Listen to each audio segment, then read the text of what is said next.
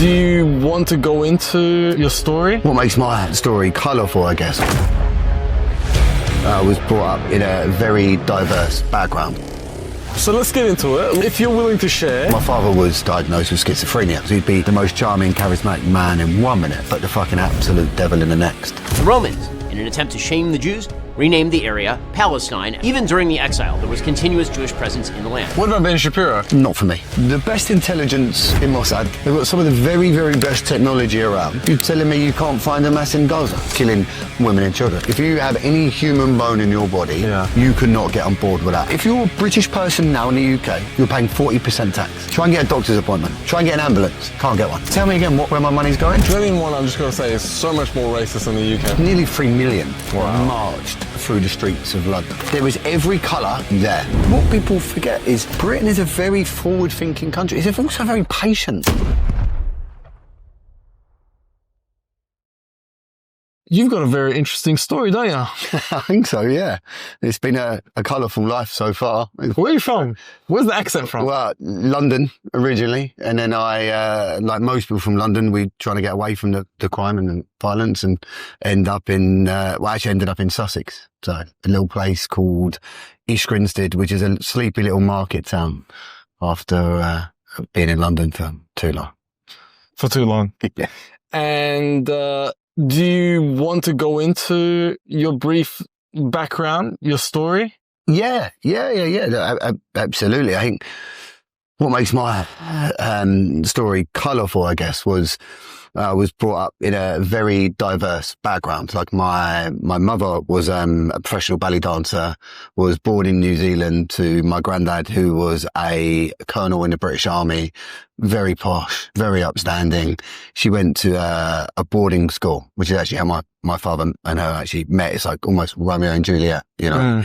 My granddad definitely didn't approve because my father was a street urchin originally from Liverpool, who then ended up in London. So they say anybody from Liverpool is up to no good.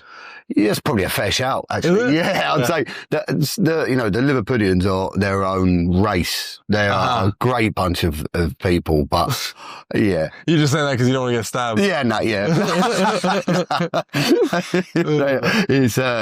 It won cultural city for a little while in the UK, because it's got like the Beatles, obviously, Liverpool Football Club, Everton.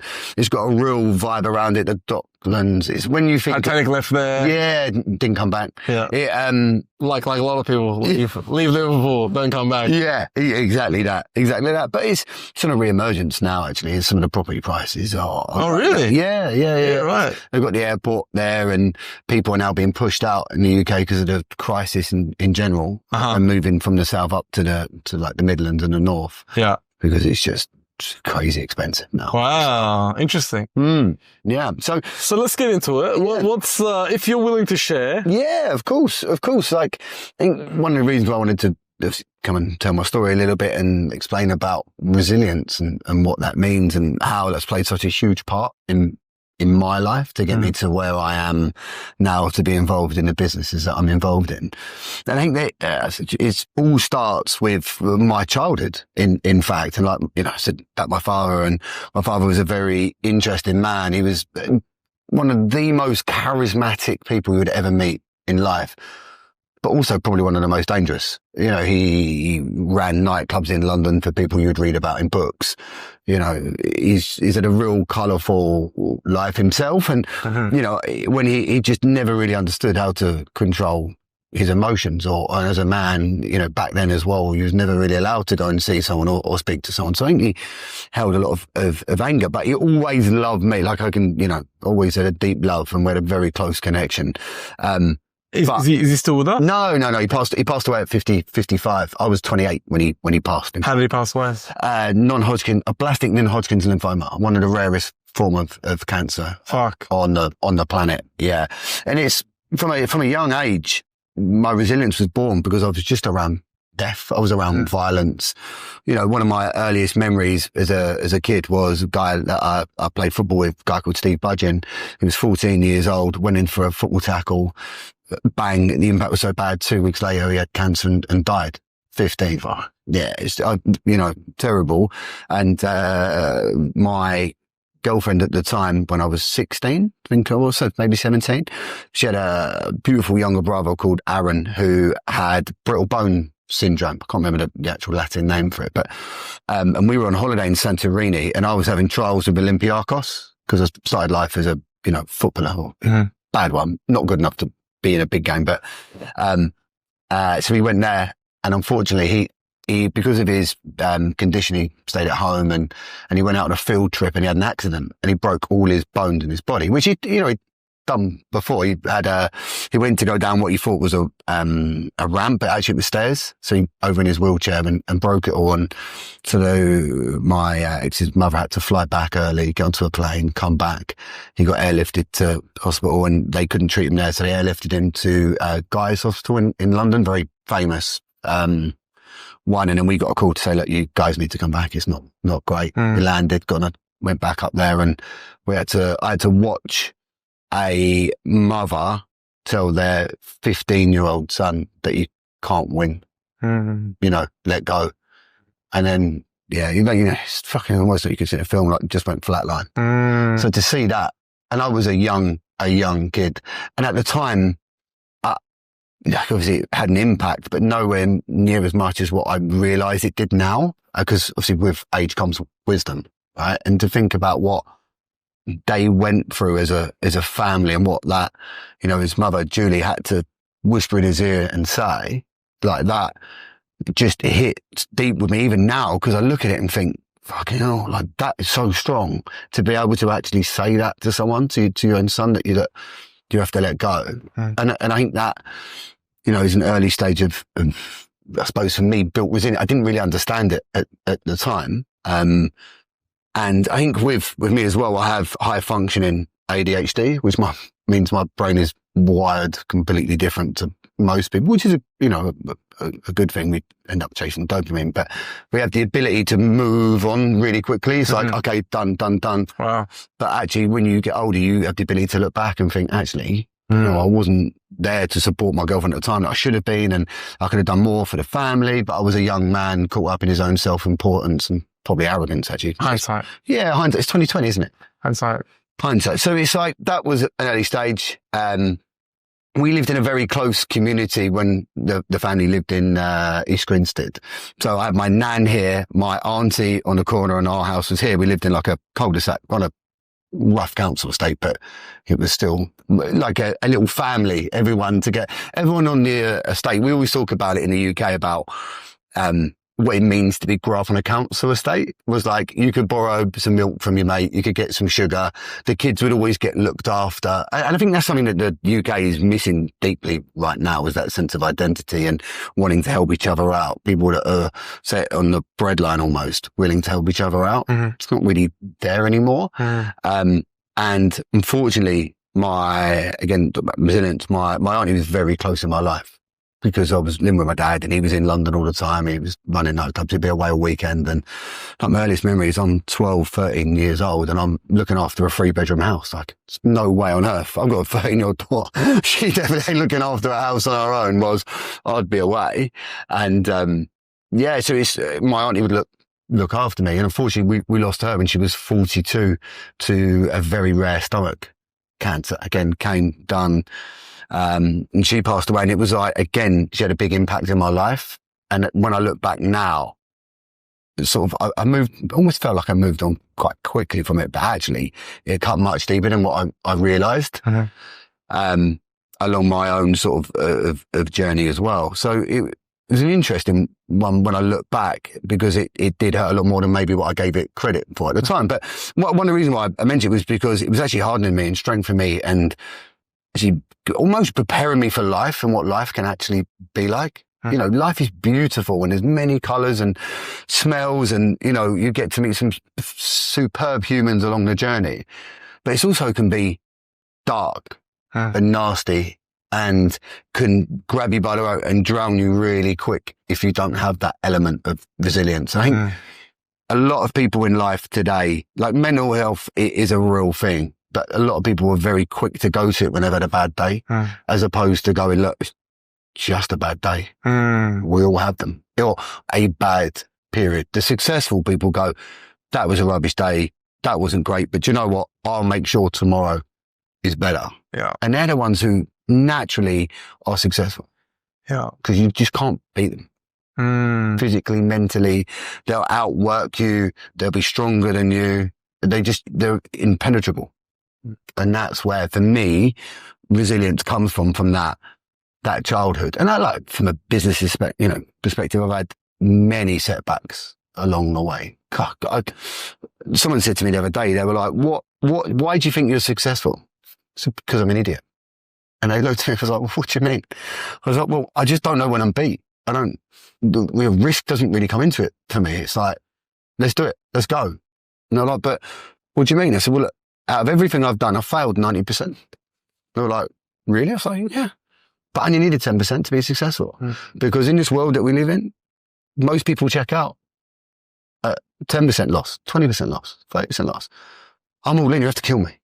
And that mentality is something that I preach about a lot, to sort of high performance and how you build your life and building your life by design. They're the real key elements for me, is having that as a real storm. If you can do anything, if any advice I can give to a young man or a young woman is build resilience in your life, and whatever that is. But how do you build resilience? With trauma, unfortunately. It's by losing. Yeah, but trauma's not, like, how do you seek trauma? Well, trauma naturally comes to us in many forms. But if we use, if you look at people, for instance, that just want to have a comfortable life all the time, right? Comfortable. There's no growth in comfort.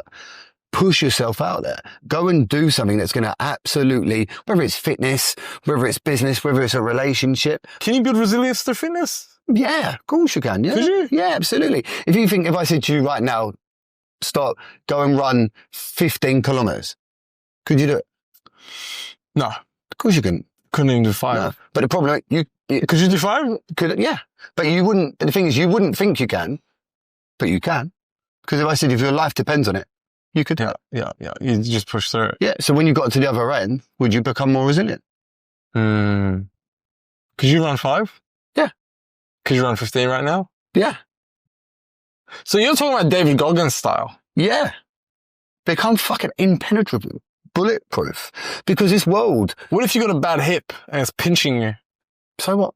Just keep pushing on. Are you going to die? Is it going to kill you? No. If you stop, you will. If you stop, you will die. Yeah. So you just keep going. Keep going. Does it hurt? Good. Why?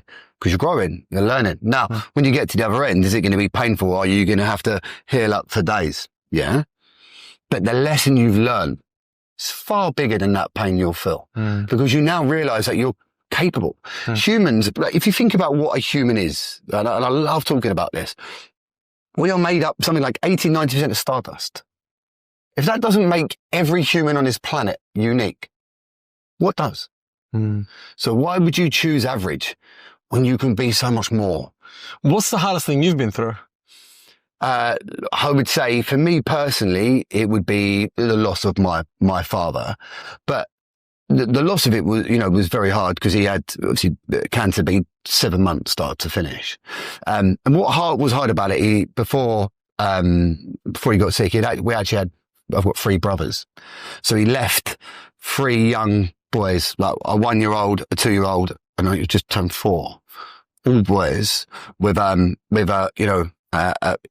stepmom, who actually we've just started talking again. Phenomenal woman, has really been, talk about resilience, been through the mill. Fucking hell, right.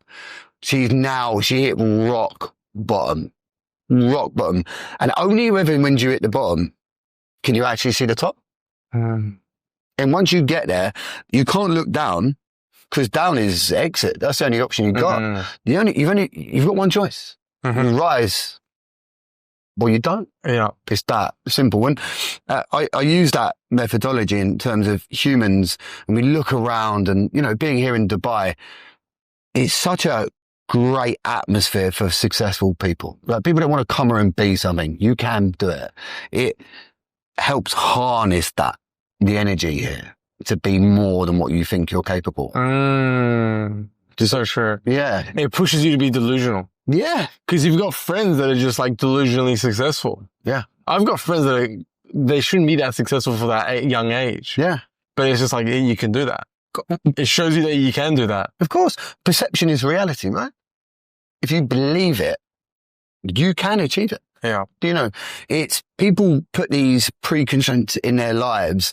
Oh, well, I can't do this because of that. Why? We don't live in a world really where there's barriers to entry, especially, I mean, to make money in life now, has it ever been easier? Is it, there's every which way. You don't, for me personally, you don't have to go to university to get a degree anymore to become ultra successful. You don't need to do that. You need to be able to learn to communicate. You need to learn, again, resilience and strength of mind and also being a person of your word. You know, certainly I'd say in the UAE, right, it has many, many benefits and I love this. I've been here for on and off for 20 years. Like I love this country. It's given me so much. One thing it does have. You've been here 20 years? On and off, 20 years. Wow. Yeah. I came here when I was 22. Well, actually, no, 21 years. I'm 43. But how long have you been living here full time? Full time now. Well, I moved here. I lived in 2012. I lived in Abu Dhabi for 2 years. Okay. And then I've just come back. Well, it's almost 2 years again now. But I was in and out all the time. Got it. Because I was I was traveling. So I was like, I'd be here for 2 weeks, then I'd be in Singapore for a week, then I'd come back here, then I'd be in the UK, then I'd be in Houston. So I was like, just traveling.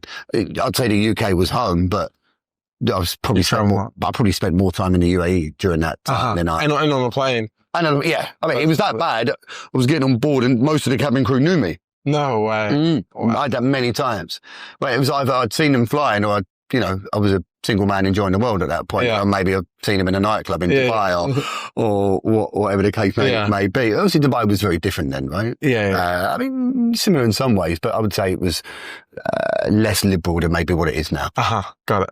Not necessarily something that I enjoy that much about it, the new Dubai, but it... do you miss the old Dubai? Yeah, I do, yeah. Really? Yeah, I do. Because you wish it was like that? Yeah, and I'll tell you why. Why? It's because I love this country's culture.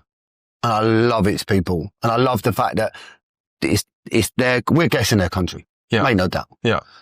And I love that. Yeah. Because it's their country. Every morning, like me and my wife will take my son to school. 7:30 in the morning, everyone stops, you hear the national anthem and the flag raises. And you hear a pin drop. No way. Everyone stops. Everyone. And I mean, every nationality you could imagine. And you look around and everyone is looking at that flag with admiration because it's given us so much. Wow. Yeah, if I went to raise every day. Every day. They do that. Every day. They don't do that. Do they do that in the UK? They don't do that in Australia. It'd be an act of terrorism in the UK. You can't raise your flag in the UK. But wow. You'd be classed, I don't know, right wing or something absolutely outrageous like that. Are you following what's going on in the UK right now? Yeah, of course. Yeah. One of the chaps that I grew up with, it's a guy called Liam Tufts. If you look at, he's got a huge podcast as well.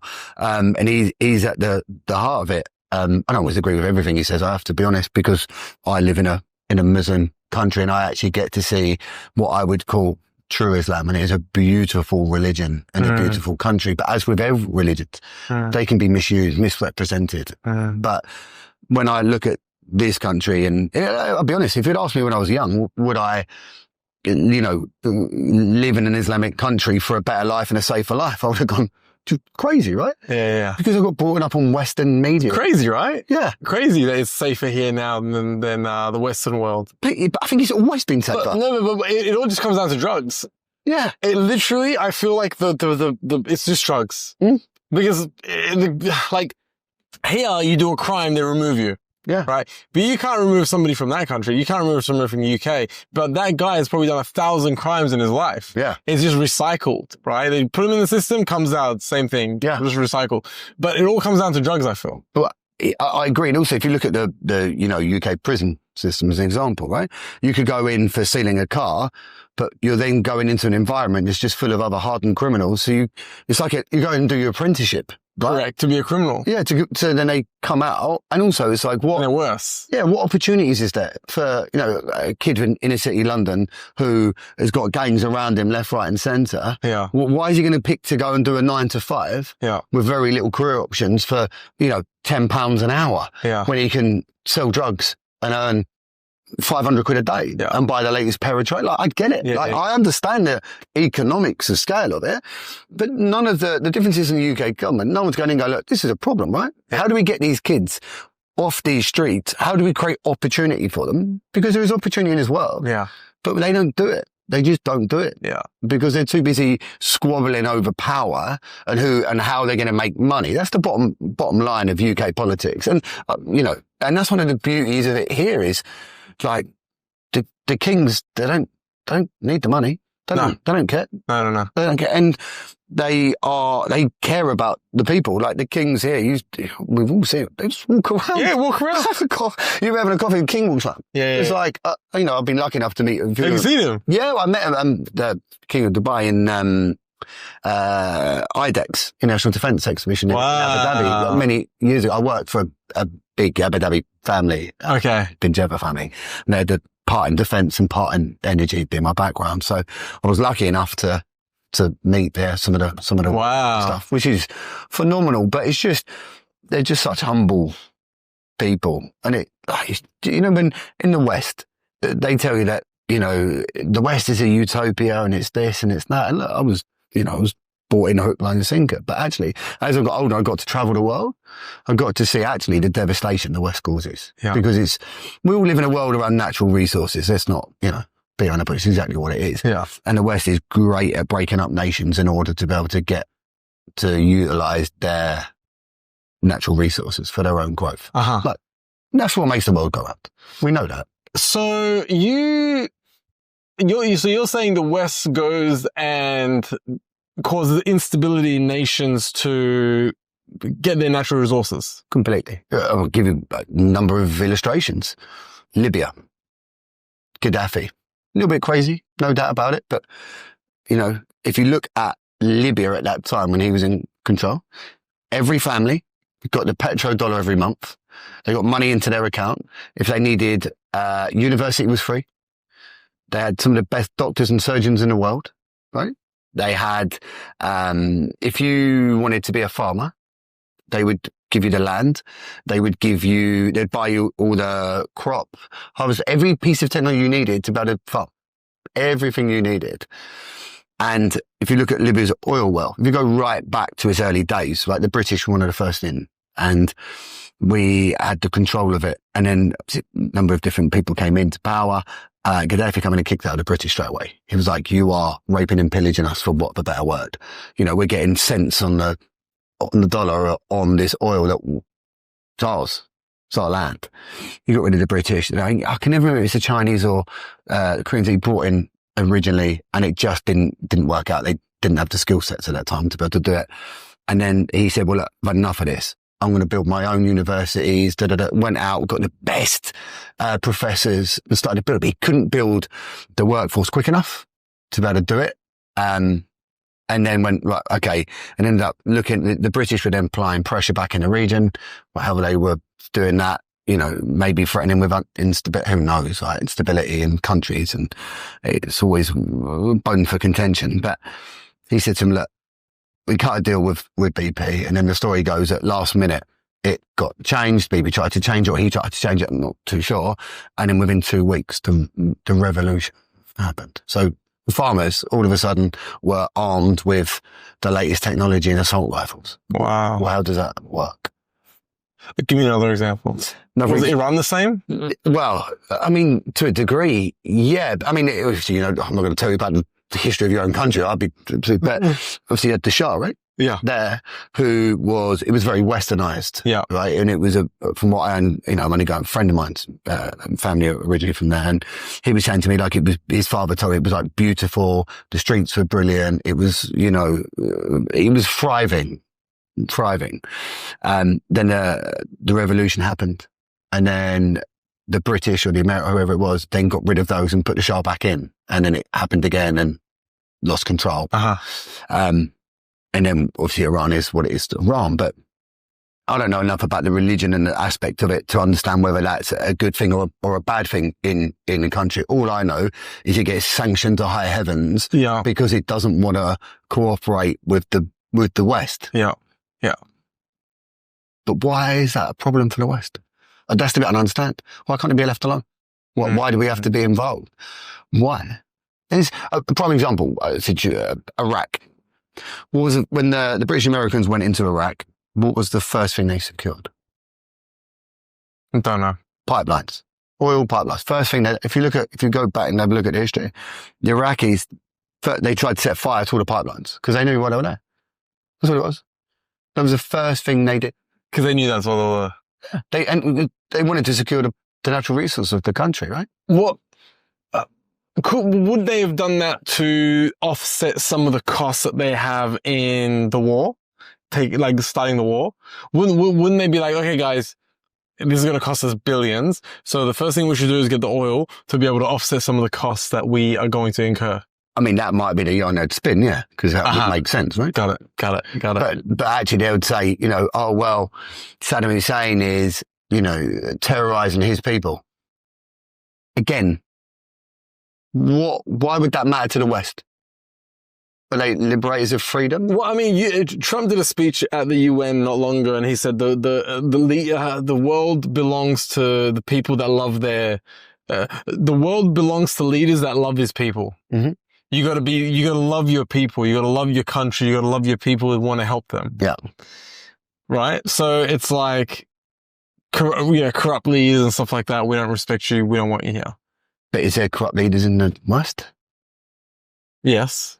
Of course. I would always, one of the things I would look at is, Ukraine-Russian conflict. Right? I think any loss of life is deeply disturbing and horrible. But, the Minsk Agreement, 2013, 2014, I think it was signed, where it was agreement that Ukraine wouldn't look to join the UN and NATO and that sort of stuff.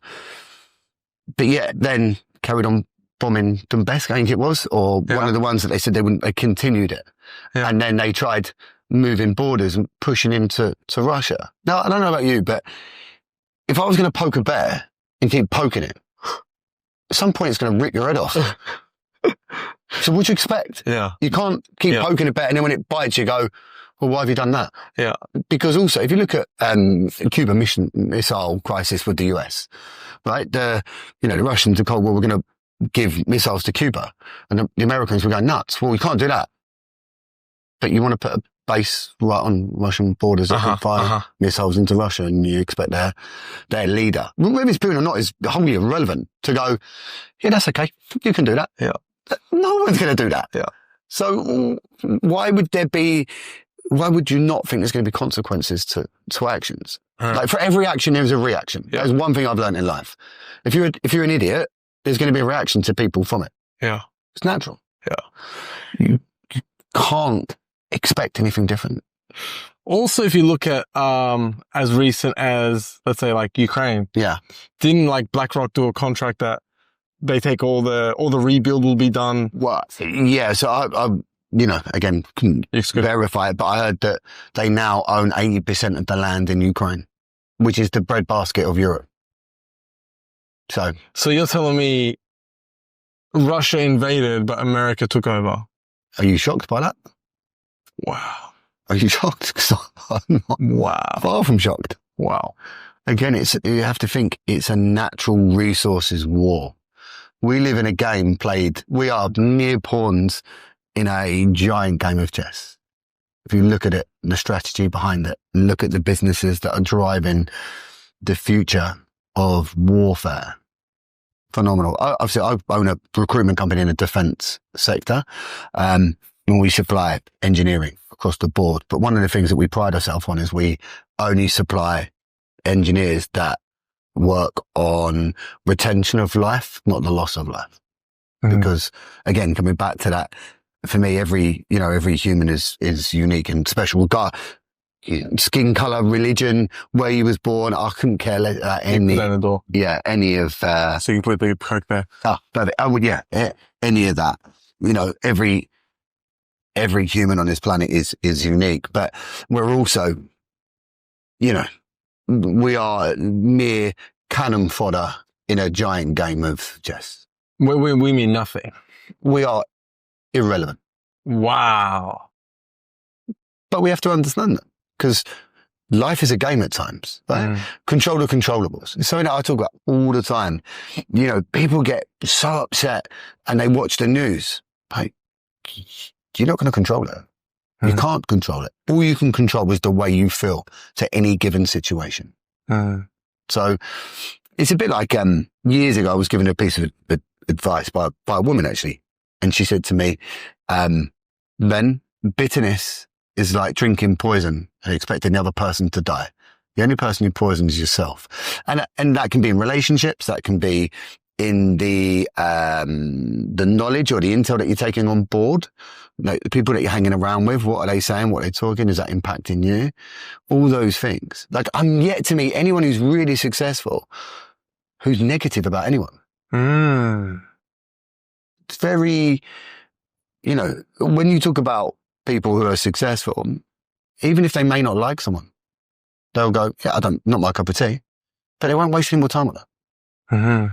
Why? It's dead energy. Pointless energy, isn't it? In a world that can be full and consumed by, negative energy, just be the difference. Were you raised in negative energy? Yeah. Yeah. I mean, again, it's probably a 50-50 split. Again, because my father was, actually, he was later, diagnosed with schizophrenia, which would probably explain why his personalities and his actions. He'd be the most charming, charismatic man in 1 minute, but the fucking absolute devil in the next. Wow. Like it would be, something as simple as buying an apple, chewing an apple. If I went to buy, Chris, the rustling would send him from like superhero to serial killer. Because of the noise. Yeah. Because it would just send something in a sensory driven. Like again, it was never diagnosed, but having been on my own journey, understanding my own ADHD and, bits and pieces around it, it was definitely that. At that age, they don't get diagnosed. No, mate, no. Nobody's getting diagnosed at that age. No, and also we're talking way back then, right? Absolutely 100%. But so he had the ability to be absolutely like charming and lovely. But in the same breath, I remember before he lost his temper, and he put petrol over the whole house and me and was going to set us all alight. Over a phone call he had with a bank, we'd lost his temper.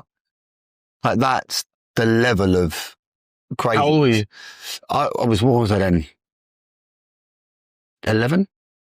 Wow. 11. So, and you had petrol on you? Yeah. Like I'd have computers, and we'd have, a disagreement or whatever, and he'd throw them out the window, smash them, and then go and buy them the next day. Go buy your new computer the next day.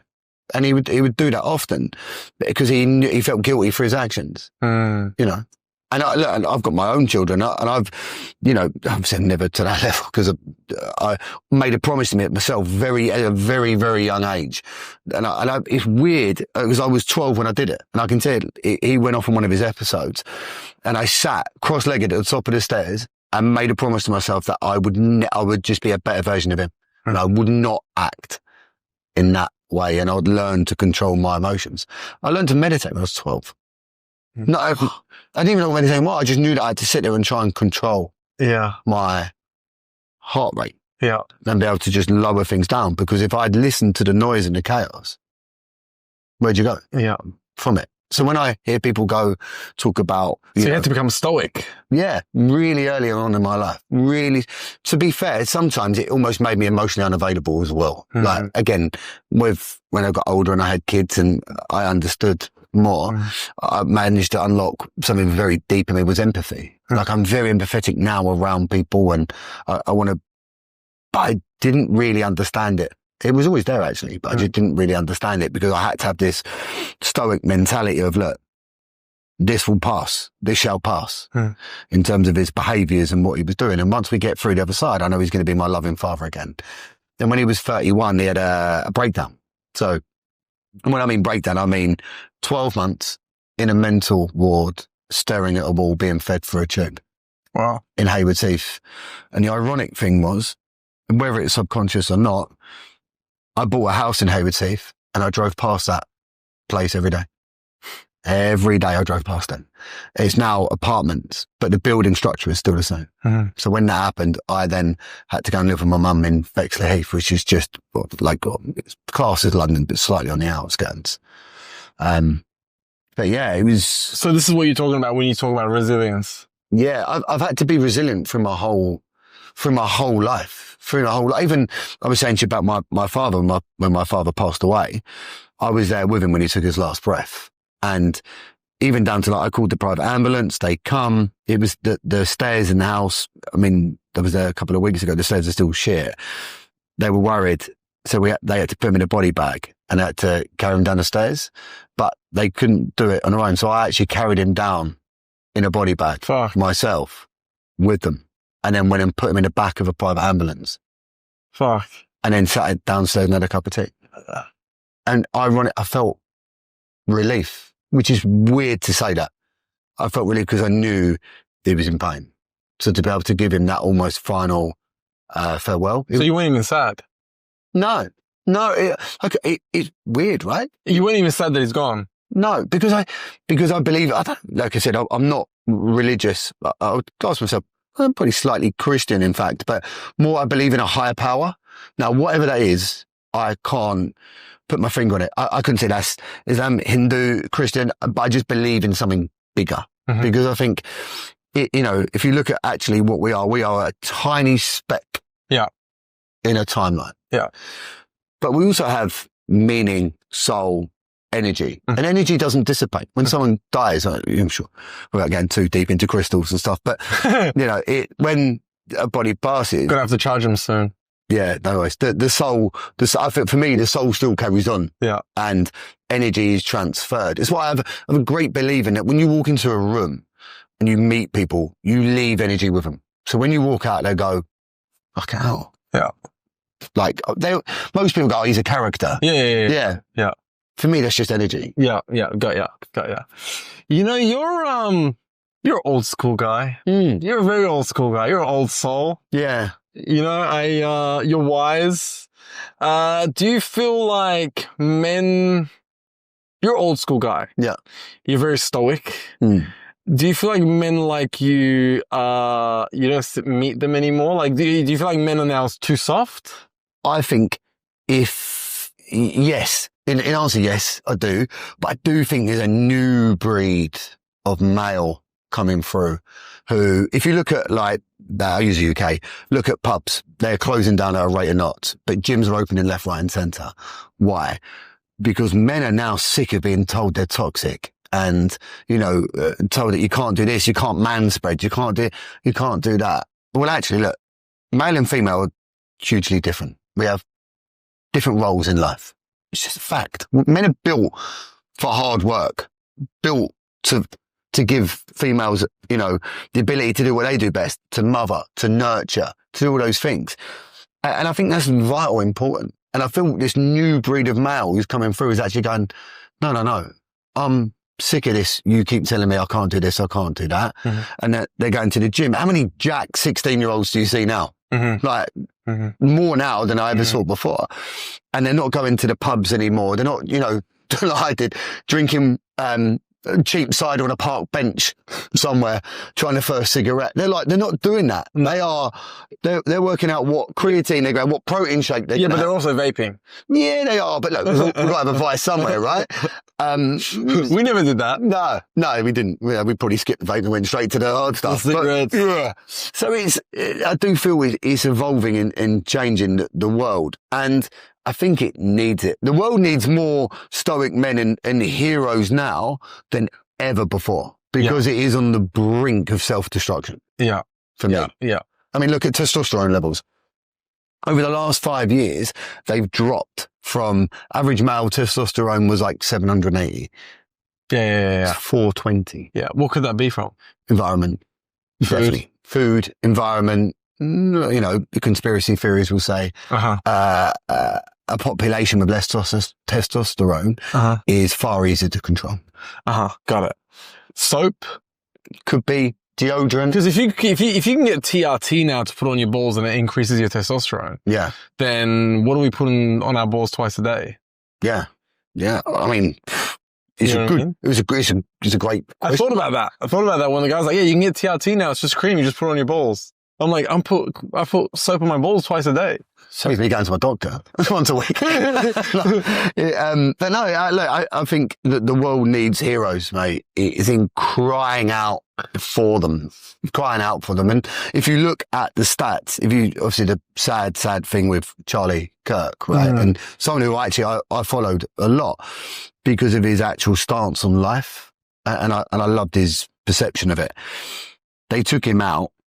Who may be is yet to be diagnosed, I think, in my personal opinion. But people are now flocking back to traditional roots. Men are buying suits and going to church on a Sunday. By the way, that was a big loss. Oh, mate, shoot. He would have been the president. 100%. 100% he would have been the president. Yeah. And rightly so, because his roots were grounding in morality. Yeah. And if you look at, and one of the massive, massive things I think about religion, which is such a great bonus, is it gives you a moral compass. It gives you something to live by. Now, whether that's Christianity, Islam, Hindu, Buddhism, is all founded in the roots of morality and how you look after one another and how you live your life. And since the Charlie Kirk incident, that America have seen churches that were empty now full. Yeah. Because they thought they would take him out. Yeah. He would have 100% become president. Without a doubt. If I was American, I would have voted for him. Yeah. Like, because the other thing is, he's basically doing his apprenticeship to become president. Yeah.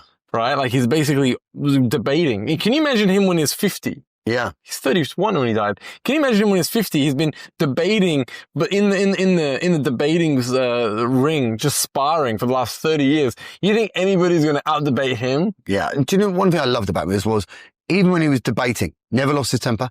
Yeah. He was always articulate. Yeah. He was always, he would deliver it in such a way that, yes, you could argue back against it, but there was no negativity towards it. It was like, well, look, this is my opinion, and I want it to try and help you, rather than trying to belittle who you are and what you believe. Yeah. And I think that is... What a brain. Yeah, it's the art. It is the art of communication at its finest. Oh, what a brain. In a world where, look, we need that, do we not?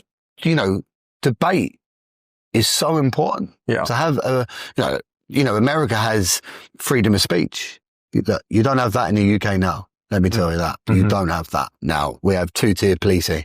You know, you put hurty words on Facebook or Instagram or whatever, you will have the police at your house. Yeah. I mean, make that make sense. Yeah. Like, it is crazy the world we live in. But I don't know if obviously Charlie Kirk, rest his peace, is there. Now they've gone, look, we've now got Milo. I don't know if you've seen is that the guy that killed him? No, Milo Filopoulos. I can't pronounce his name, but he is like Charlie Kirk, a debater, right? Uh-huh. He went into retirement. Yeah. What about Ben Shapiro? Not for me. Not for me. Nah, not for me. Too Jewy. Do you know what? For me, right, when it first happened, the mass attack Israel, for me, I am a little bit traditional, like an eye for an eye. I get it. But what are they doing now is disgusting.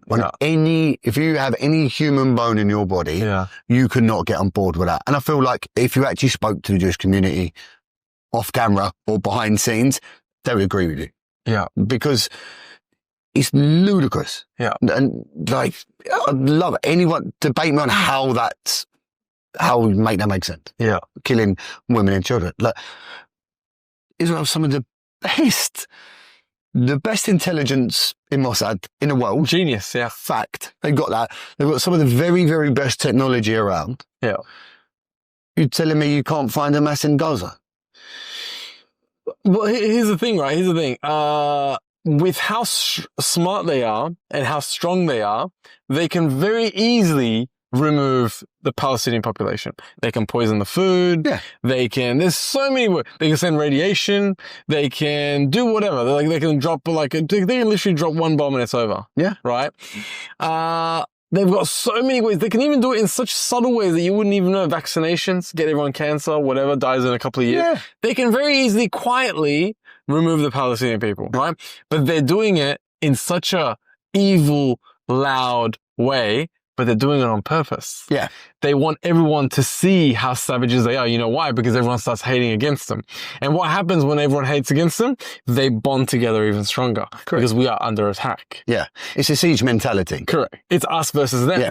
So then it becomes us versus them. And then now don't feel bad if you rip off a non-Jew. Yeah. Because it's us versus them. Go after them. Yeah. It's that hardening of mentality, isn't it? And it's just, how anyone can get on board with it, I don't know. Again, I'm very much pro-life in every shape or form, regardless of where you are and in the world and stuff. But I just think it's genocide. That's what it is. Let's be honest. There is no other word other than genocide. You look at Rwanda, 1994, there. What happened there, where the Hutus and the Tutsis were fighting internal, the UN were there, and the UN pulled out and let them get massacred. What? Yeah, it's happening daily now, but the only difference is now we have cameras and we have ways of reporting it. But then it's, that's AI, that's fake, that's this, that's propaganda. Like, come on. Yeah. It's not. But what can we do? Control the controllables. That's what I said to you. It's like, we are just near cannon fodder in a much bigger picture. And I had this discussion with a friend of mine, was having it on today actually on Instagram, talking about it. He was like, this and conspiracy, and there's larger plays. I'm like, yeah, of course. But you will never control it. You can't control it.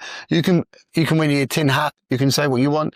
We are so minute in the game. We would never understand it. And do we want it? Do you want to understand it? There is depravity in this world that I, for one, am not interested in knowing. It's their game. Let them get on with it. I'll focus on mine. Yeah. And that is as simple as that. For our mutual friend Jewel, he knows the ins and outs. Well, he obviously, yeah, absolutely. When at moments like this, is actually very useful. He's super useful. Completely. He would literally just turn around going, it's just theatre. And I'm like, what do you mean it's theatre? And then like weeks later, he's like, it was theatre. Yeah, of course. Obviously, Jules, I said to you before, I own 11 Archer, which is a high performance business that I own with a guy called Jason Fox. He's Channel 4 SAS. He's actually SBS Special Boat Service, the most elite special forces. What does that mean? Does that mean midnight they jump off a plane, parachute into the ocean, make a boat, get on a boat, stuff like that? Yeah, that means they're the most elite fighting force in the world. So the Americans have SEALs, Dovegrove. Well, Australia, we got SAS? Yeah, for what they're worth. But yeah, no, I'm joking, I didn't say that. but yeah, so everyone knows the British are the best. Got it. Really? Oh, by far. Really? Yeah, by far. By the way, Americans aren't great, by the way. Look, the Americans have got unbelievable tech. Because I spoke to an SAS in Australia, and he's like, we worked with the Americans and they have like no systems. Like they don't, I said, yeah, this is what we do, whatever. They have no systems. The Americans of technology budget is far eclipses anything else, even remotely close. Then routine and stuff like that. But they often, again, it's like obviously Fox SBS, and there's another lad that I do some stuff with, Aldo Kane, who's Nat Geographic, private explorer, ex-Royal Marine sniper, great guy. And Brian, with another guy as well called Brian Wood, MC. He was involved in Battle of Danny Boy, which is Iraq, actually. And he got a military cross from the Queen for bravery, basically. They caught a crossfire. It's a film actually on BBC iPlayer called Battle of Danny Boy, 100% worth a watch, but got caught in a crossfire. Him and 3 other soldiers, they got comms that you've got to get out the armoured vehicles, getting peppered with RPGs we've got resource, there's extra people are coming, but reinforcements are coming, but you're going to have to basically come out, get in a trench, they get out, get in a trench, radio comms that's full of Taliban. There's, I don't know, it was 28, maybe more, against 4. So they went through, had to clear it, went in, ran out of ammo, went fixed bayonets. From what I remember, it's the first fixed bayonet charge since World War I or World War II. They come in and killed them. Wow. Yeah. But it's an amazing story because he's an amazing guy. Generally, one of the most humble, down-to-earth guys you'll ever meet. All of them, amazing guys. And we go in and basically educate around how to, I do it more from a business standpoint. They do it from a military background, and then take that military experience and put it into a corporate world for people to understand. And, how would you deal with a high pressured environment where you imagine these guys, right? High pressured environment. One mistake, you're dead. Your team's dead. One mistake in our world, you might lose some money. You might lose a bit of face, but other than that, you're not dead. Yeah. You can make it back. It's an amazing, it's actually going to be launching in October, November time. So it'll be definitely, not plugging it too much, by the way, but it will. Based in Dubai? It's going to be based UK and Dubai. So we're going to be doing lots of events around it. I mean, those guys are, they've got a huge social media following. They've got, I think, I must be the only one who hasn't been on Men's Health yet.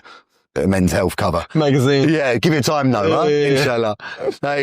But yeah, amazing guys. But off the back of that, they've introduced me to some guys out here who are ex-SBS. And they train the Royal Guard here and bits and pieces. So to get their take on the world from people who've lived it, not talked about it, not read something online, they've actually been on operations in the forefront in these countries, and to get their take on things, it's a phenomenal experience. But, you know, I'm a street kid from East London who never went to school. Yeah. So sit in rooms with people like that and, you know, again, talking about Dubai, it gives you that, right? I've met, you know, one of the most elite special forces soldiers in the world, but I've also sat in a room with billionaires whose family own quarter of Dubai.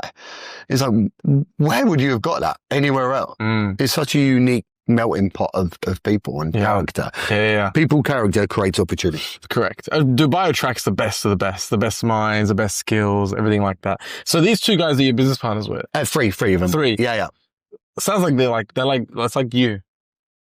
Yeah. Just old school guys that are being made extinct. Yeah. No, I mean, when we get together, we laugh, right? Because we're all like dinosaurs to a degree. Yeah. But we all have very different stoic mentalities, right? So for instance, I was up in the Arctic in February. Those guys did the Fire and Ice Challenge, 520 kilometers around the Arctic Circle in 10 days. 10 days.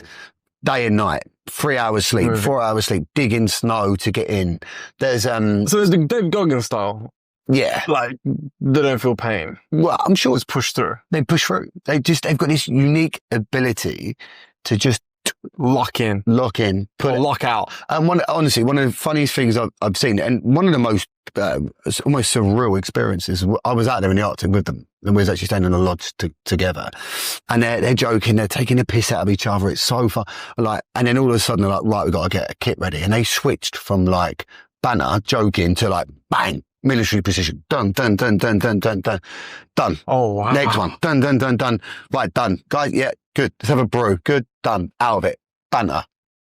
Oh, I was like, wow. The way they just switched. Wow. Done. Systematic. They're just embedded in them. And it was, they won't mind me saying, but we was all in this one lodge, and three lads are in there, and I was in with Woody, and Woody's got his white noise on because he has to have it. Because they're all, you know, as with everyone in life, we all pick up PTSD, right? But these guys have been at the forefront of battles.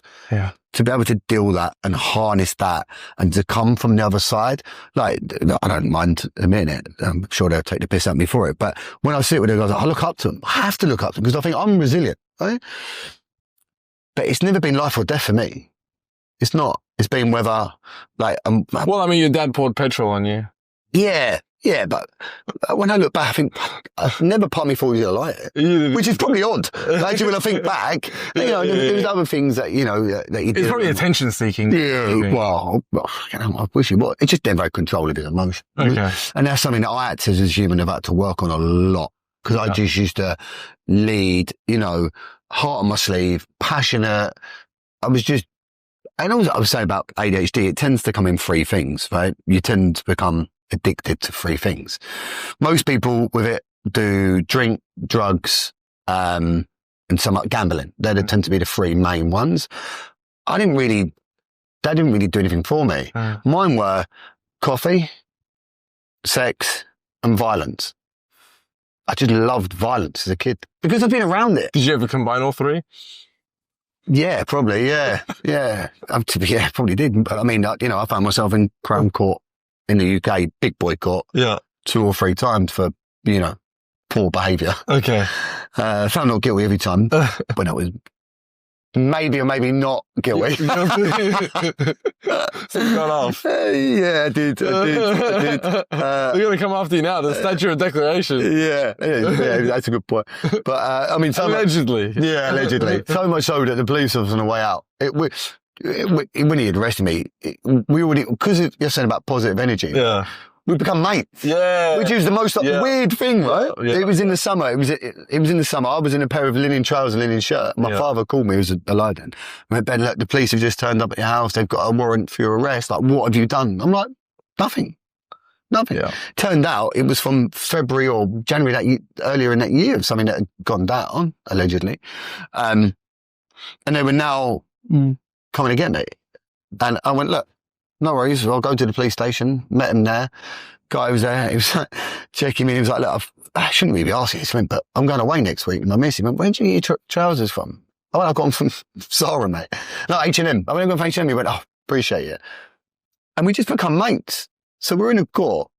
And he's there. He's sort of half hoping I'll get not guilty. It's weird, mate. It's so bizarre. Wow. And obviously I did. So it's written for you. Yeah, he was, which is ironic. And was he the prosecutor? No, the CPS, Crown Prosecution, so we have in the UK. They were there, but he was there because he was the arresting officer. Got it. But he was all half there open. I got off and all. I walked out. And he allegedly thought I was guilty of sin. Maybe allegedly I was. I don't know. Yeah. Maybe. And he just started laughing. We just started laughing, walking out of the courtroom together, just started laughing. Guilty for what? Can you say? Yeah, I was of violence. Okay. Just very nasty violence. Which was part of who I used to be. Like, I don't hide away from that fact. I was too quick to temper. And also... you're father's son. Yeah, do you know, absolutely. And do you know one thing that I talk about, a lot now is, he's a bit like monkey see, monkey do. And I remember, like, my father said to me, Ben, look, I don't care if you fight, you just have to win. And if you get, like, Ben, let me give you a piece of advice. Far easier to negotiate with someone when they're on the floor. Wow. Beg for forgiveness after. Yeah. And it just, so every confrontation I got in, I was just like, fuck it. I'll hit first. Yeah, and that was what I was known for. Wow, you went first. Yeah, and my father put me into martial arts young. Yeah. So what martial arts? Taekwondo it was. Okay. And then it sort of morphed into some jiu-jitsu and some striking and some bits. So you use legs? Yeah. You use legs? Yeah. So actually I do some stuff out here with Steve, Jaguar Steve. You know, the guy, he's a manager for Atolia. The guy who goes in the gym and pretends he's a cleaner. You met him? Yes. Yeah. Anatoly. Yeah, Anatoly. So Steve is his manager. Yeah, you would have met him. Yeah, I met him. Yeah. Great guy. He coached a lot on a lot of the UFC. The Russian guy. Yeah, but he's from New York. From Boston. Oh, yeah. New York. No, I thought it was from Boston. But I'm sure he's New York. That way anyway. That way. Yeah. But so we train like twice a week. No way. Together. Yeah, even now. Just to keep sharp. Yeah, I see him do the videos on the bag and that. Yeah, there may be a few of me coming soon. You never know. All right. Yeah, maybe. But no, like we should get in the because I did karate. My dad's a black belt fourth dan. Oh, nice. And then so I did karate all my life. Yeah. But we should couple of mouth guards and mate. get in there and let's see what happens. Sounds good to me. Sounds good to me. I love that angle. It's funny. It's because I've got my son's 4 years old, right? And he is my wife. Honestly, she's so smart, like so clever. She's a lawyer for a big American tech firm who may or may not be in defence, and are very involved and were set up by the CIA after 9/11 and all that sort of stuff. But like amazing technology. They do some amazingly cool AI stuff. But so he's got her brilliance, but my temper. And it's so interesting to see the dynamic with him. He's a stunning little boy, built like a brick shithouse. He's 4 years old and he comes up just under my armpit. Like he's 99th centile, which means out of every 100 kids, he's 99th tallest. He's got like a six pack. Like he's so smart and clever. Like you can see it now and he could do a podcast. Probably better than me. Honestly, he's ridiculous. How old is he? Four. So articulate. It's ridiculous. And then when he loses temper, he's just like a brute. He's like you. Yeah, he's on it. And he's obviously been diagnosed with ADHD. It's genetic. So he's got it. My daughter's got it. So he's got this unbelievable capability for love and gentleness. And then all of a sudden it was just flip. What makes you like lose your temper? It's funny enough, similar stuff as my father. Noise. Being wronged. We just don't let that go. Just do not let that shit go. Like, and it's weird. It's hardened into our brain. If you wronged us, I could see you 20 years later. Yeah. I'm going to go for you. Yeah. It's weird. It's really hard to explain, but, sense of injustice. Anything that's feels wrong tends to be it.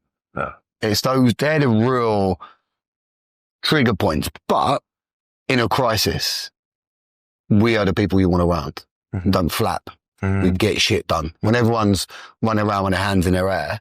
And I also think it makes us phenomenal problem solvers Mhm. because we think differently. Neurodiverse. Mhm. We're not thinking like a standard human. Like, you know, we have, Analytical.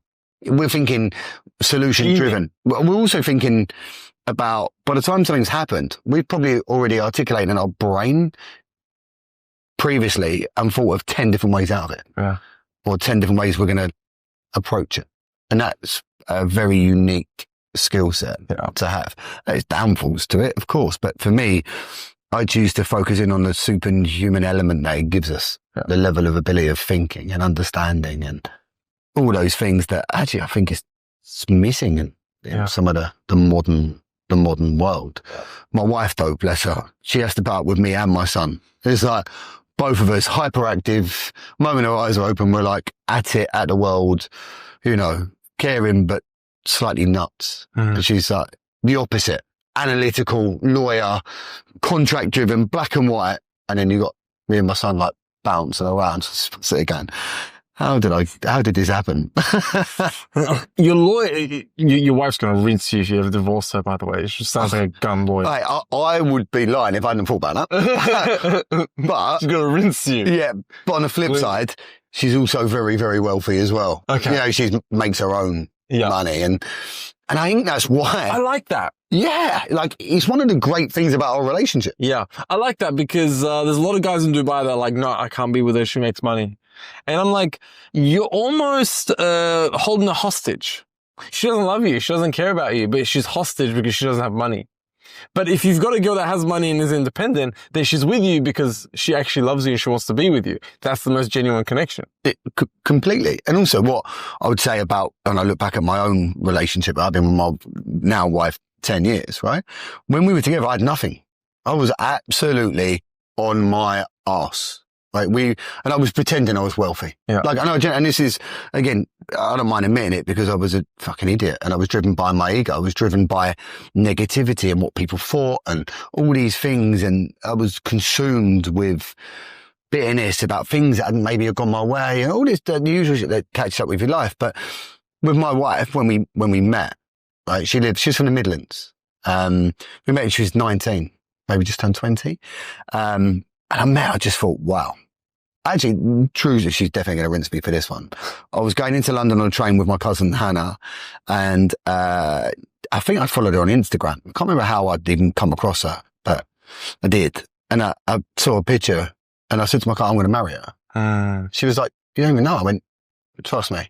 Weird. I just knew. The moment I saw her, I went, I'm going to marry her. She was sitting in her brother's Porsche outside his house, and I don't know, something that I can't explain it. Never felt it before. Yeah. And like we started talking, we met up for some drinks and some dinner in London.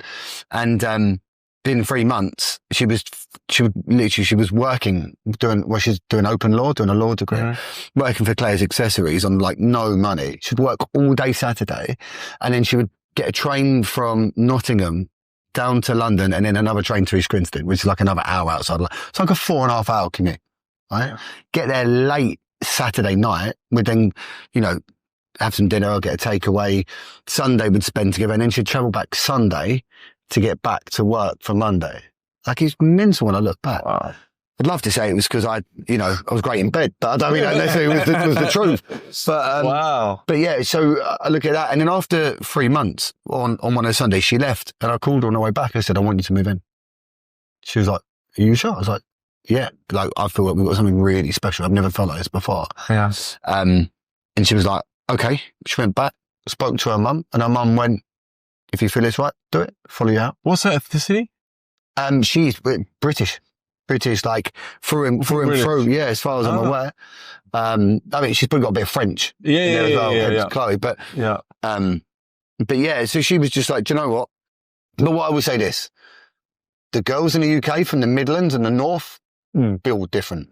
Built different. What does that mean, Midlands and North? So, for me, Midlands is north of Watford, which everyone will laugh at if they listen to this, right? It's the M25.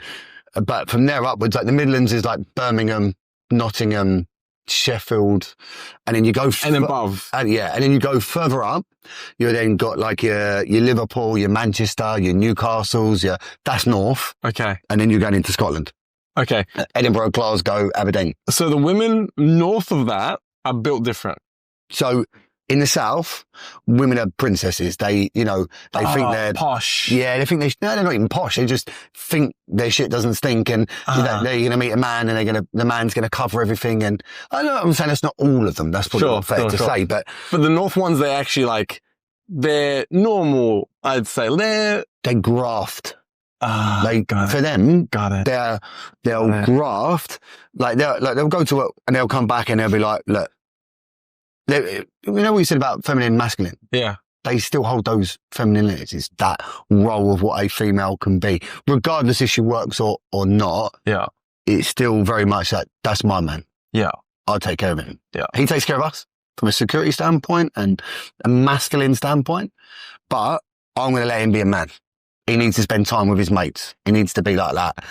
Not, oh, well, you have to be at home and you have to, you know, be at home all the time and you can't see your friends and you can't do this. No. Just women in the north and the Midlands are not just built different, mate. Wow. Built completely different. And that's my kind of girl. 100%. That's my kind of girl. I said to you before, right? With big characters, you have to have powerful women around you. Right? And I know people go, oh, you know, I want a woman who I can control. Okay, why? It's small dick energy, mate. For me personally, that's my take on it. I need someone who's a powerful woman to keep me on my toes, who's going to challenge me because I need to be challenged. I said to you earlier about there is no growth in comfort. There's not. Well, that goes in every element of life. It's not just work. It's all of it. And, you know, coming back, she moved down, you know, a month into the relationship, doorbell goes at 5 o'clock in the morning. I'm like, is that on a Saturday morning? I go, that's 2 bailiffs. I owe money for something I didn't even know about. I just kept putting the things in the bin. So it's gone to court, high writ. They come in, they're going to see stuff. I'm like, what are you going to see? I don't really own anything, mate. It's all on finance. I haven't really got any money. So whatever. And she was asleep. She was like, babe, who's that? I was like, I was embarrassed, right? It's like, Mr. Bailiff. She come down, dressing gown, come in and went, look, you're not coming in. Obviously, lawyer, right? Learning. Oh, like, amazing. Yeah, she's like, you know, what does he owe? Well, so lucky. £2,000 it was. And she went, look, give me 24 hours and we'll get the money. And I shut the door and I went, I'm like, we're not going to do that. She went, I'll call Lloyd's in the morning and I'll take out a loan and I'll pay it. And we'll work together to pay it back. And I was like, wow. We've been together like 3 months. Lloyd's is the bank. Yeah, boys, bank. Yeah. Got it. And I thought, wow, shouldn't have to do that. How old were you? 31, 32. Wow. Yeah. And it was like, mental, mate. Wow. And it's like all along the journey, there's been real lows in my life, right? Even in my business journey, some wins and some lows.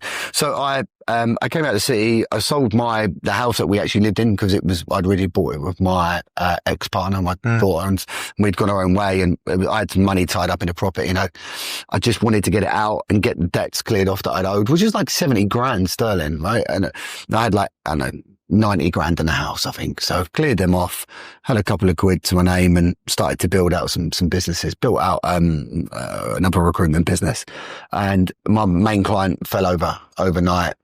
So I'd gone from like earning good money in theory, because it's all on paper, because it doesn't count until you get paid in your account, right? Yeah.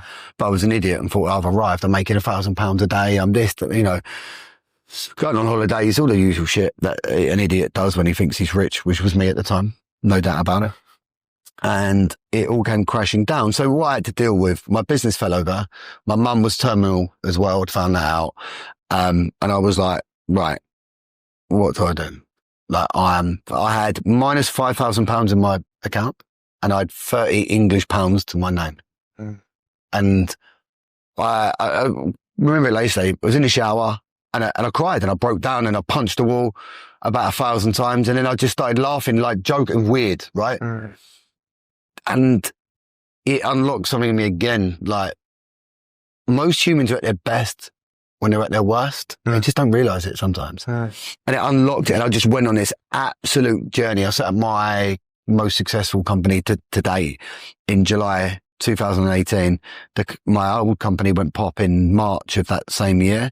I had to put into liquidation. Never done that before. I didn't know. Scary. I had to work with liquidators to work out my liabilities. I had invoice financing with Lloyd's Bank as well, and I personal guaranteed it. So the personal guarantee meant that I had insurance as well against the debt. So if it fell over, the insurance would pay out. But if there's anything left over, I'm personal guaranteed for. The business fell over, owed, I think it was 170 or 180,000 pounds. The insurance covered 120, but I'm left with that deficit. And I had no money. Yeah. And the banker going, well, you got to pay some money. Yeah. And I'm like, well, I don't have any. And then I was worried because I knew my mum was terminal and she'd been working all her life. She didn't have loads, but there was going to be some inheritance. I thought they could take that from me. So I was, fucking petrified for what the better. And I spoke to the guy, like this guy called Paul Fisher, unbelievable guy. I said, mate, look, I'll be honest with you, like I'm fucked here. Like I don't have the money. He said, can you make money? I went, that I can do. I said, but I don't know how yet, but I will. He went, I've never done this, but I believe it. I don't know why. I just believe it. I tell you what, you paid £20 a month off that debt. It was 70 grand, 80 grand. I was like, what? Yes. He went, I can't explain it, Ben, but I just know you're going to be able to come back from this. And I did. October last year, I paid the final £4,000 off. Wow. And they worked with me whilst I was building my other business to be able to then pay it off. And it started at 20 quid. Then it went to like 50 quid. Then I got it to 100 quid, then 200 quid, then 500. Then I cut a deal with them and said, look, if I give you a bit more, can you cut it down? Negotiate my way out of it. But if it wasn't for that guy, Paul Fisher, like my life could have been very different. So what would have happened? You would have just gone bankrupt. Oh, yeah, well, I would have gone bankrupt, yeah. But then like they still could have seized the assets that my mum was going to probably leave me and stuff. So, which would have been heartbreaking, right? Got it. So, but you would have still made it to where you are today. Yeah, I think so. I believe so. I would I probably would have taken a different route. I don't know what that route would be, but that's probably after fun, isn't it? Yeah. I would have found a way. Yeah. Because I'm just built different. Yeah. Like that. Well, I think, financial stress, like I sympathize with men. Honestly, when it's Father's Day, I message all my boys. I'm like, boys, like men don't get enough recognition. Men have financial stress. Like, by the way, just as you're going up making money, you can very easily be going the other way as well.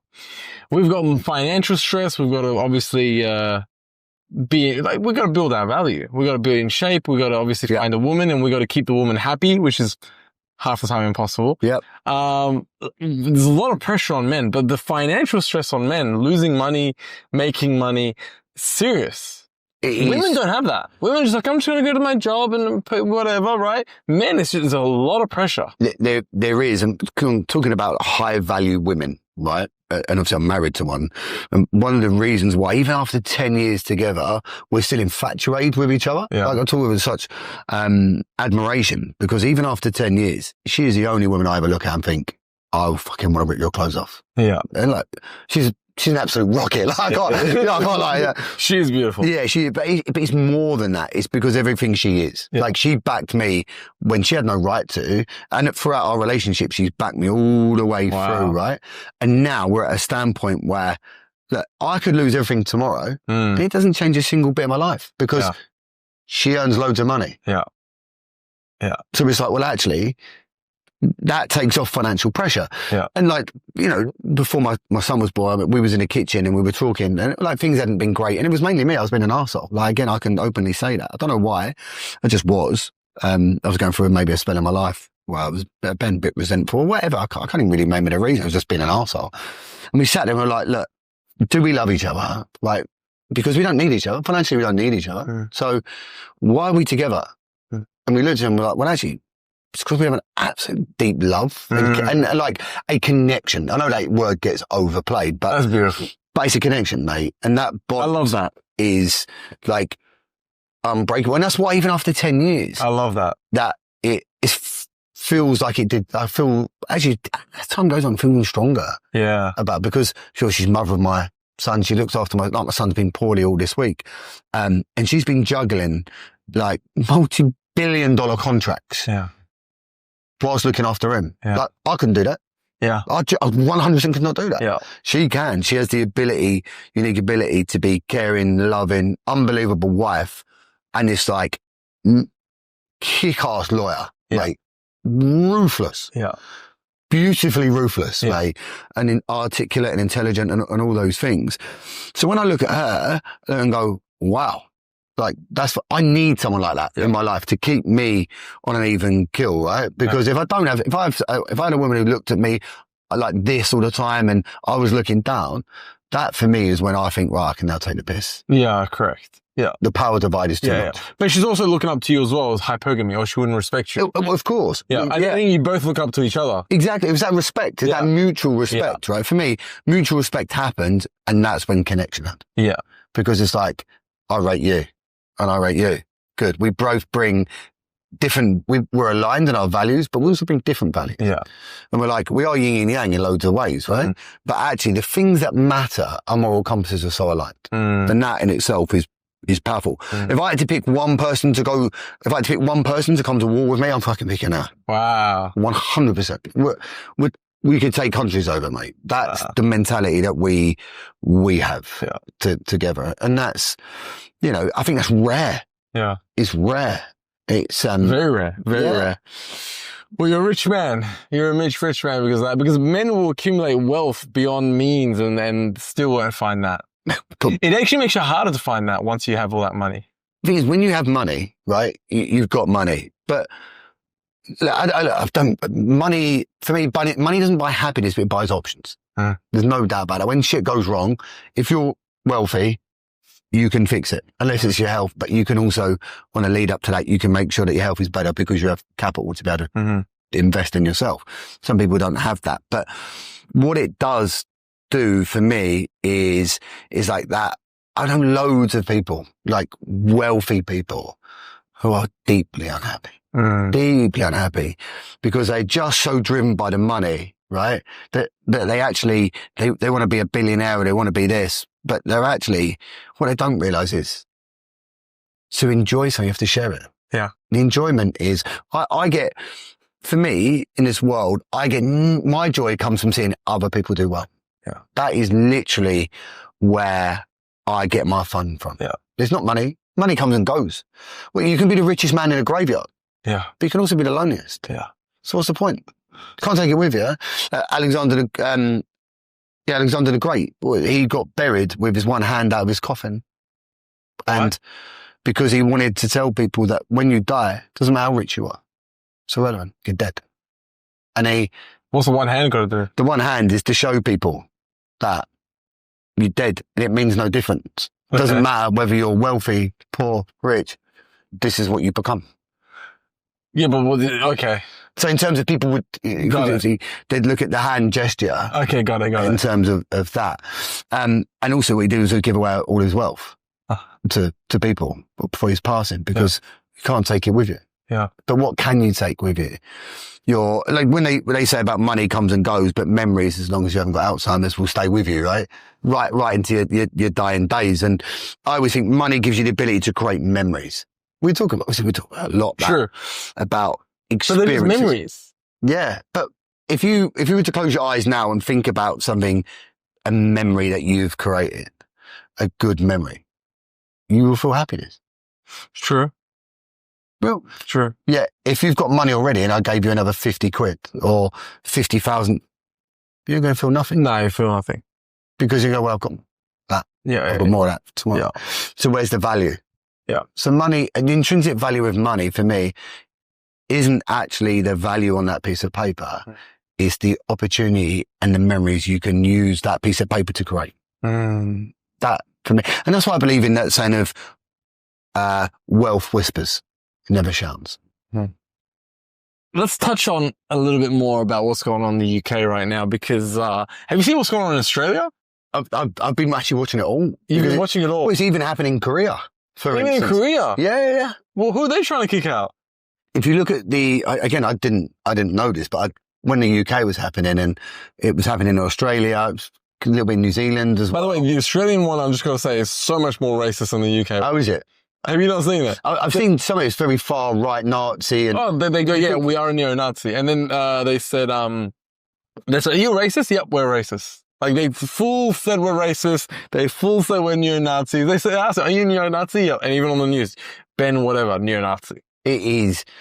I mean, that is disgusting. That's just stupid. You don't get that in UK. No. You don't get that in UK. But this is the bit that they fail to mention, right? Is that if you look at the march that took place, right? They said there's 150,000 people. It's nearly 3 million that marched through the streets of London. Oh my, 3 million. 3 million. That is what they're saying, right? 3 million. Imagine that. But also what they failed to represent is there was every colour and every creed there. Like, I had loads of my friends that went, right? They were black, Indian, Sikh, I mean, Christian, Muslim, Hindu, like all of them. And they were all there to get draped in Britain, because what people forget is Britain is a very forward-thinking country. It's also a very patient country, right? Where we're built on immigration. If you look at it, the population is small. I mean, it's not now, it's exploded, but it was. You look at the Windrush and, you know, when we brought some our colonies from West Africa to help rebuild after the war. Like, those people are life, soul, and like chicken, go, energy, life. Like it. Love Jack Chicken. Yeah, brilliant. Like, most of my friends in London are black. Yeah. They're there. They're dancing Union Jacks. Yeah. And when they've got the news calling them racist, they're like, what are you talking about? We've got second and third, fourth generations of Bangladeshis who are proud to be British because it gave their family everything. So why, when you go, if it's like, you become a nationalist, right? We want the country to have controlled immigration because at the moment we have 300-400 people a day turning up on a boat unchecked. They throw their passports in the water. Could you imagine here in the UAE, 300-400 people a day turning up on a boat? Doesn't happen. It wouldn't happen. Doesn't happen. All my Emirati friends who love London, right? Bearing in mind the UK and the UAE have got very close ties for many, many, many years, right? Since Lawrence of Arabia and helping the tribes come together and all that sort of stuff, right? They love spending time, my mate, in the UK, but most of them won't go now. They had properties, they sold it because their sons were getting robbed with their watches, and every time they're like, Ben, why? And I'm like, what do you mean, why? Why do you let these people in? Why? Why do you let them in? I'm like, mate, it's not me, is it? I'm not there going, come away. They just can't get their head round it. And like, you might feel like small numbers, 300 people a day, 3, 6, 9, 12. You think how many, we've got homeless people. Like, the UK is not dripped in money. The pavements of London are not paved with gold like the old storybooks saying. They're not actually full of dirt and probably chewing gum. And broken dreams and desperation. But sounds like a bit like a Witherspoon's pub, actually, to be fair. Sticky carpets. So there's just not enough to go round. And then what's happening is these migrants are landing. We're putting them in 5-star hotels. They're coming from cultures. And look, for me, religion and stuff like that, it doesn't really play a part, is how they're educated. Like, in the poorer parts of some of these developing world countries, things are taken completely out of context. Same as like Bible Belt in parts of America, right? They take Christianity to just extreme levels because they read it in certain ways. Same with all cultures, with cultures as well, not just religions. You've got these people coming in and we don't know who they are. They could have just come out of prison in their home countries, landing. And, the story goes, well, they're fleeing war, are they? What? There's no war in Romania. There's no war in Albania. There's no war in Pakistan that I'm aware of. Maybe a little bit of the skirmish in India, but nothing major. Yeah, nothing major. There's no war in Afghan anymore. Yeah. So what we take, and yet the bit that fries my brain the most is we have Nepalese, the Gurkhas, soldiers, right? Special regiment in the UK who fought for our country for years. Most up-respecting, standing people in the world you would ever meet. Honestly, great guys. They fight for the British Army, but then can't stay in the country. Wow. Yeah, you turn up on a boat, we'll put you in a 5-star hotel, we'll give you a mobile phone, you get doctors, dentists, any surgery you needed, you get money each week to live. Like, if you're a British person now in the UK, and you do fairly well, you're paying 40% tax, plus NI, plus pension, all this sort of stuff. It's a crazy amount you pay. Try and get a doctor's appointment. Can't get one. Try and get a dentist appointment. Definitely can't get one. If you, God forbid, you have to go to A&E, average wait time, 6 to 7 hours. Try and get an ambulance. Can't get one. So tell me again where my money's going. And you've got these people turning up unchecked. And look, they're not women and children. They're men of fine age. So it makes you think, what's the bigger picture? Is it 15-minute cities where you flood a country, cause unrest, then you can pass laws quicker, civil unrest like it did in COVID. Oh God, like COVID's here, right? That's it. You have to be barred to your house. And we've got ULIS in the UK, which is, they do it for emissions, to say about emissions on cars, but everyone knows it's tracking technology. So they're going to look at enforcing 15-minute cities. So you only be allowed, a bit like the China type stuff where, if you jaywalk, you get points taken off. If you get arrested, you get points taken off, and it's a control measure. 100%. Because why would you flood your country with people that you don't know? Illegal immigrants. So I think we need, and also it makes a mockery of the poor, immigrants who work really hard, save their money, go through the visa process, do everything as you should. But no, don't worry about that, mate. You just get on a boat. You come and land. Come on, mate. Let them in. Well, Australia started sending him back. Australia said, turn the boat around and go back. Yeah. Well, I remember when that first happened, right? Yeah. Because they went to New Zealand, didn't they? One of the boats, because I think I said to you, my mum was born in New Zealand. Yeah, you did. Yeah. So I've got a dual nationality. I've got a New Zealand passport. Oh, no way. Never been. Never been? But you got a passport? I have. Yeah. And you renew it? Yeah. Why do you renew it? Oh, why not? Okay. Well, it's just, fair. If there's ever a war, it's a good place to go to. Okay. Yeah. Do you know how to do the haka? Not yet. You're not from New Zealand. Look, mate, I've probably a couple of drinks. I might be able to embarrass myself, but other than that. But yeah, it's like, and the boat turned up. It was like from Indonesia, I think it was, or one of those places.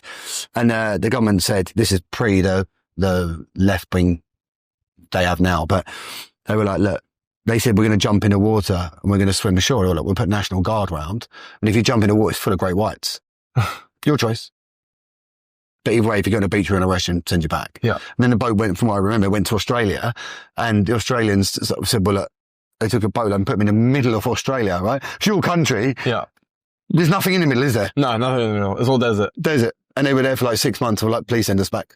We don't want to be here. Wow. Send us back. Yeah. And then they just said, look, every time they turn up on a boat, Go back. Yeah. Why can't we do that? Why should the UK? But we're a small island. We're a tiny island. Yeah. We've got 70 million plus now. And also, do you feel like you're diluting your culture? Of course you are. Any country where you can't fly imagine us now. Because English culture is very beautiful.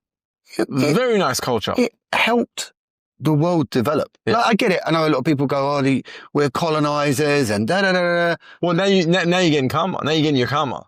That's what they say, right? Well, I mean, you invaded India, now India's invading you.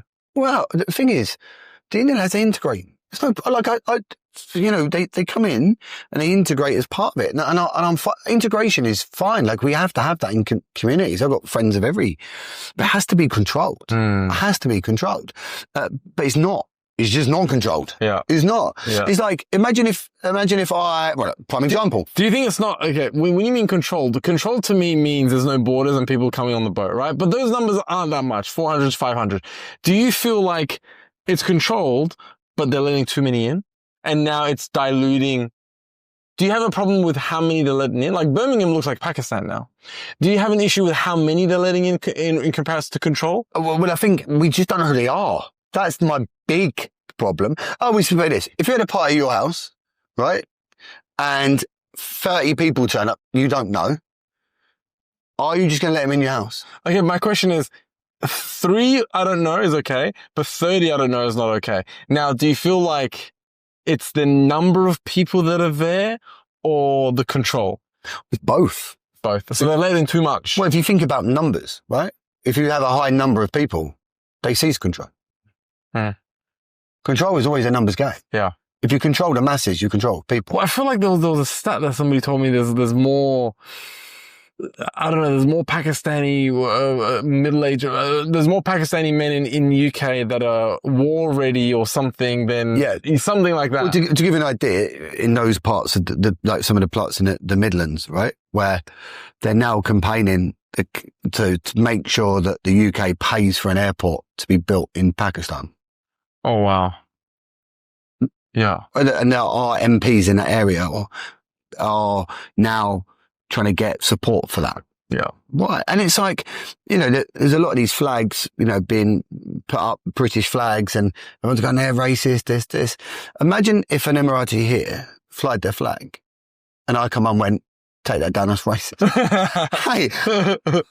You're out of here. And rightly so. You're out of here. It's on the next boat. Rightly so. And I'd pay for my own flight. I'll pay for myself. You deserve it. I deserve that. Could you imagine that? Imagine, like, I struggle with it. I don't understand. By the way, an idea that I had the other day, how is the word Paki a slur? Isn't Paki just shorter for Pakistani? Well, it is, but I think it's because of the way it's been used. It's been context. used. Yeah. But it's like, because I feel like it's just shorter. It's like, I don't know, like an acronym or something. Yeah. Just make use. And do you know what we used to, and I feel actually a lot of Pakistanis get a bit of a bad rep in the UK, in fact, because, one bad apple doesn't actually spoil all of it. Well, it does if you don't take it out, right? Okay. But the big problem was the grooming gangs. That was the problem in the UK, right? And what made it, rather than the government squashing it, because grooming gangs happen in every race, colour, religion, rather than squashing with it and dealing with it, the government just swept under the carpet. And then all these things were coming out. And, and rightly so. Everyone's going, hold on a minute. Why was this not dealt with? And da-da-da-da-da. So then it becomes, in a global scheme of things, it's blowing up when the government should have dealt with it. But no, they didn't. And it's terrible. It is really, really terrible. But look, one of the reasons why I live here with my family is it's safe. I don't have to worry, about anything. In fact, what do you have to worry about anything? My wife could walk down the street 3-4 o'clock in the morning. Yeah. Someone might stop and ask if she's all right. Yeah. I'm like, why? One of the things when we first moved it, she loves this country ever since we first came on holiday. She'd get in a lift and the men would get out. She was like, that's the sort of family I quite like that. Yeah. It's like, just to be respectful. Yeah. So like, and she likes the fact that, she's a feminist in loads of ways, right? Where she likes the door being open for her. She likes chivalry. Yeah, okay, she can pay for her own dinner. Yeah. I still pay. I mean, she can pay for it. Because that's chivalry, right? Well, it's like that male and... Of course. Yeah, and the UAE is like again, I keep talking about the UAE, but the family values here are phenomenal. And I love that. Like I play football, soccer 2 times a week, all Emirati. I'm the only European that plays. Wow. And I have done for the last 12, 14 years. Yeah. And they're a generation now where their sons play with them. And, when we're playing, we may interrupt with like a call of prayer. And they're all pray together. It's like the dad, the sons, the next generation. Like, it's amazing to see. Yeah. Beautiful to see. And they hold family values here really well. Yeah. In the West, it's broken. It's broken. Yeah. Most people come from single family homes. Yeah. Which is shit. I mean, I knew it was the downfall of Britain first when they started doing the Brexit stuff. Yeah. Right? I was like, Jesus Christ, you're just making it harder for yourself in the exit line. But I hope they figure that shit out soon. Well, inshallah. Right? I don't think they will. If I'm honest opinion. That's why I live here. Inshallah. but yeah, it's a strange place to be at the moment in the UK. Yeah. And I truly, as a patriot, which is ironic sitting here, right, in the UAE. Yeah. I am a patriot of course. The country. And I was just debate with my friend the other day, like, but you're a patriot. You should be in the UK and you should be fighting against this. And I'm like, should I? Why? Because they take 50% of my money and they drop bombs on kids. Like, no, like it's not, morally it doesn't sit right with me. Sure. Doesn't sit right. Sure. And I'd much rather put 50% of my money into trust for my children. Yeah. So they've got a much better life. Yeah. And thus, because I come from poverty, by being here and working hard, and it gives me the ability to break those chains of poverty that's always been associated with, my surname is associated with violence and, depravity, quite frankly. And I'm that, you're that one generational black sheep that you get that goes, fuck this, I'm tearing up the script. I'm going to change it. That's who I am.